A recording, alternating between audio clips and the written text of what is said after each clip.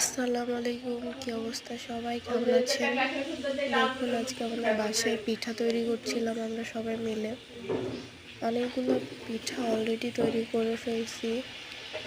তারপর লাস্টের দিকে এসে মনে হলো যে আপনাদের সঙ্গেও আমিও কিছু পিঠার ভাজার সময় শেয়ার করি।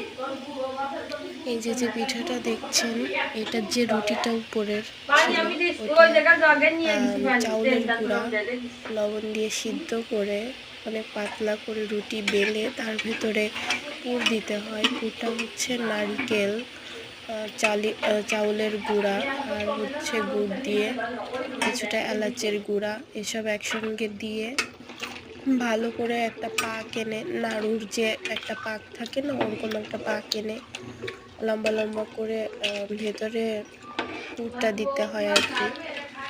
দিয়ে তারপরে তেলে লাল লাল করে অনেক সুস্বাদু কমসে কম মাসখানিক স্টোর করে খেতে পারবেন, কোনো অসুবিধা হবে না, কোনো ফ্রিজেও রাখা লাগবে না। শুধু একটা বক্সে রাখবেন যেটা একদমই বাতাস ঢুকতে পারবে না। এটা খুবই মজা। পিঠা তো আমাদের বাঙালিদের একটা ট্রেডিশনই বলা যায়। আমরা এতই পছন্দ করি। বাংলাদেশের মানুষের মতো মনে হয় না কোনো দেশের মানুষ এতটা পিঠা পছন্দ করে।